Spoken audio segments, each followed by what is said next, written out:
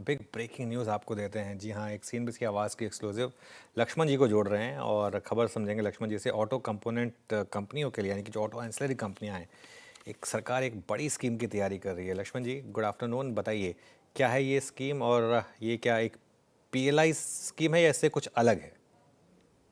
जी good afternoon. दरअसल ये जो स्कीम है ये पीएलआई से बिल्कुल अलग स्कीम है और इस स्कीम का पूरा फोकस है कि ग्लोबल वैल्यू सप्लाई चेन में कैसे भारत की भागीदारी बढ़ाई जाए।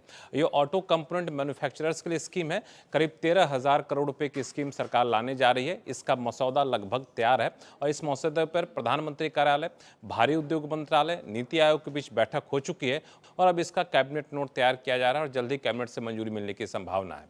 ये जो 13,000 करोड़ रुपए की स्कीम है ऑटो कंपोनेंट के लिए, उसके 4 हिस्से होंगे। एक हिस्सा होगा कि कैसे मैन्युफैक्चरिंग को बढ़ावा दिया जाए, कैपिटल एक्सपेंडिचर को बढ़ावा दिया जाए, यानी उत्पादन क्षमता बढ़ाने के लिए सरकार इंसेंटिव देगी। दूसरा हिस्सा होगा क्लस्टर डेवलपमेंट पर फोकस होगा, जहां पे कई सारी कंपनियों के लिए कॉमन फैसिलिटी सेंटर होगा, आर&डी सेंटर होगा, वहां भी सरकार इंसेंटिव देगी।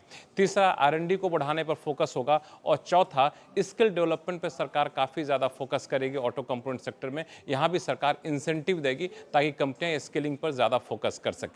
इसके अलावा नॉन फिजिकल इंसेंटिव भी सरकार देगी यहाँ पे, जैसे कि शर्तों का आसान करना है, स्टैंडर्ड को बेहतर करना, अंतर्राष्ट्रीय स्तर पर ज्वाइंट वेंचर को बढ़ावा देना। तो ये सारी स्कीम यहाँ पे सरकार लाने जा रही है और इसका एकमात्र मकसद ये है कि अभी जिस तरीके से ऑटो कंपोनेंट के इंपोर्ट पर निर्भरता हमारी है, वो निर्भरता तो कम हो ही, और सप्लाई चेन में जो भारत की भागीदारी है वो करीब 3% है, उसे बढ़ा करके 8% किया जाए। ओके, कब तक ये स्कीम आ जाएगी लक्ष्मण जी?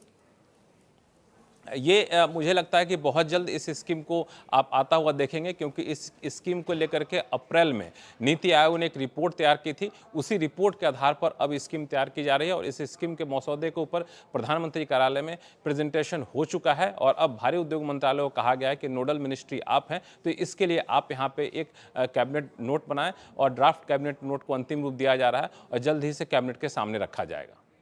चलिए, शुक्रिया लक्ष्मण जी। तो ये इस समय की बड़ी खबर।